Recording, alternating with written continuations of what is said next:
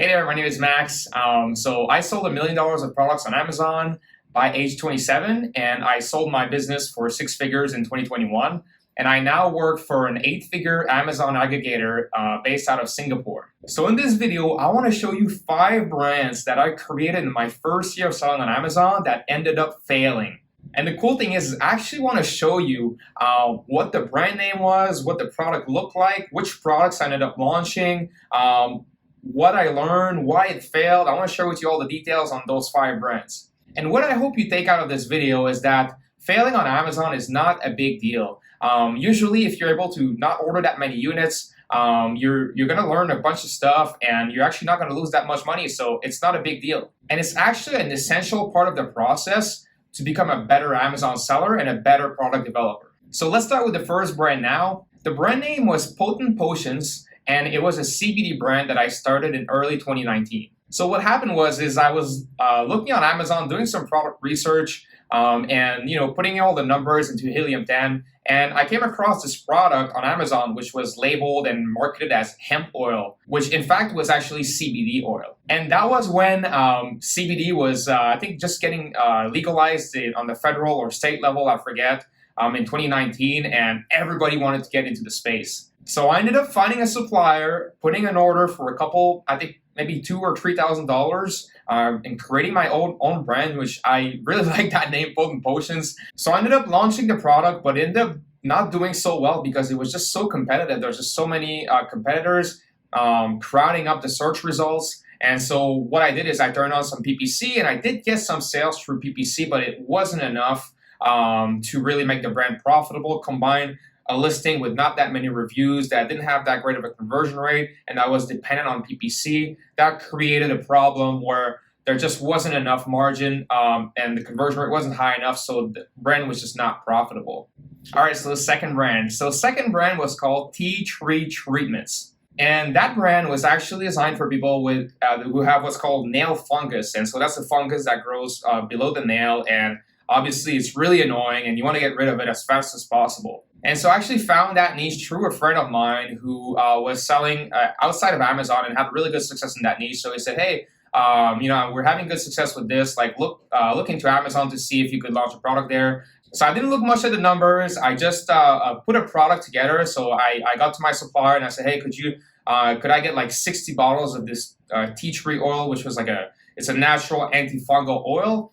And I put that in a box with a little bag of Q-tips and had a little bit of branding on it, and then put that up there. But that's probably the product I probably sold the least amount in my whole Amazon career.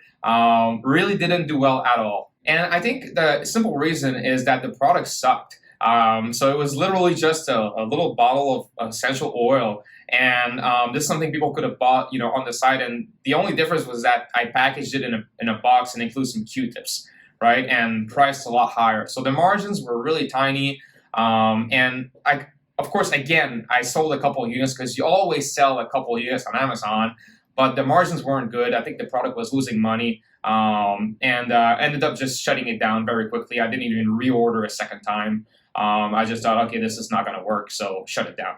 So now for brand number 3. So the brand was called Sits and Soothe. So the product for this brand was actually what's called a Sitz Bat. And of course, it's a product that I would never sell today because I can't relate to it. I'm not passionate about it or anything like that. But at that time, I just thought, wow, those numbers look really great. So I'm going to try and sell this product. So what ended up happening with this product is that after I shipped it to Amazon, I realized that this product was what's called oversized, right? And if you're intermediate or advanced Amazon seller, you know exactly what oversized is. It's very common knowledge, but at that time I didn't know what an oversized package was. And so ended up realizing that this was a $1 product, but the fees were so much more, right? And it cut really deeply into the margins. And so I ended up selling, again, a bunch of units of this product, but I ended up shutting it down because the margins were just too small. Which leads me to my 4th brand, and the name of that brand was Highest Heaven. And then this is another product that I'm slightly embarrassed about, but hey, I said I would be fully transparent on this channel, so here we go. So this product, again, that was another product that came from just putting a bunch of filters into Helium 10 black box and just getting a bunch of results and looking at the different products that were making X amount per month, and just based on that deciding on a product that had a good numbers profile, which I don't really recommend anymore.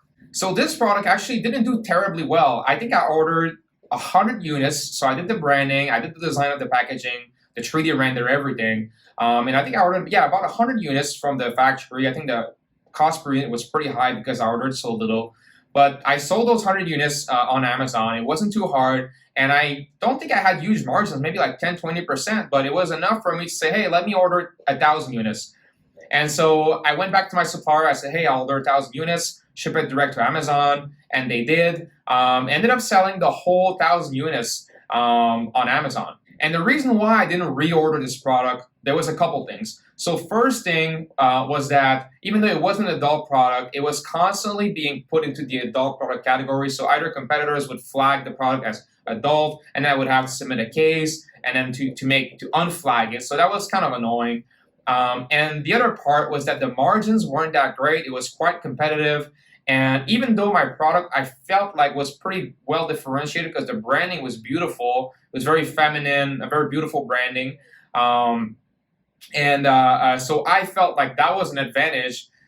Looking back, with the amount of competitors that there was, it wasn't that great of an advantage. And with that, and I didn't really know how to scale the brand from there. I didn't really see any more products that I could launch under that brand. So I ended up just not reordering and just shutting that one down as well. All right, so brand number 5 was called Clearderm. And so this was a brand of skincare products, but mainly electronic skincare products. And so I created that brand because I found a cluster of different products, I think like 3, 4, 5 different products that were mainly skincare, electronic devices for skincare. So I thought that was a good opportunity. So I came in and I created a brand name which I thought really fit a more premium, more clinical type of branding. And I found a manufacturer in China that would be able to sell me small amounts of products. So I think 100, 200, 300 units. Just because I couldn't afford to buy 1,000 units of the same product because these were fairly expensive products. I think the microdermabrasion tool was like $20 per unit. So what I ended up doing to test out the brand and the product is I think I ordered like 100 products. But the funny thing was that because it was such a small amount, the manufacturer wouldn't even customize the box for me. So I actually had to send the products to my aunt in the US, and I ordered a bunch of boxes from Packlane from some other box supplier, and I sent them to my aunt along with flyers, and I made some user manuals, and I had her rebox the 100 products into that new packaging that I had sent her.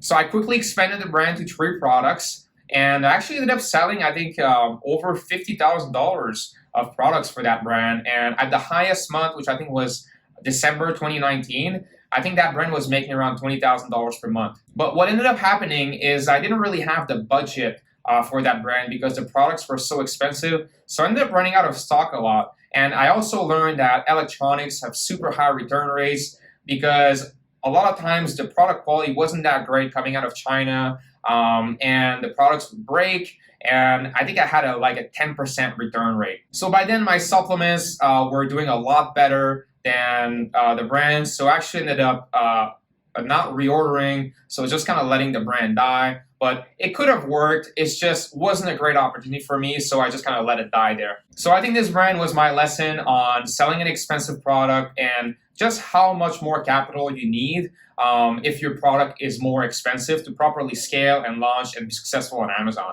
So there you have it, guys. Those are 5 brands that I launched and that ended up not succeeding or failing. But I learned a lot from this, and I think the biggest thing that I've learned is that now I only want to work on brands and launch products for categories where I'm a passionate customer for that category. So in my next video, I hope to share with you guys my method for finding product ideas on Amazon. And so if you like this video, definitely subscribe to the channel so you don't miss my next video. And also please drop a like and comment down below if you have any questions. I'd love to answer your questions. And yeah, the channel is quite small, so I'll take any help I can now. But yeah, thanks for watching, and see you in the next video.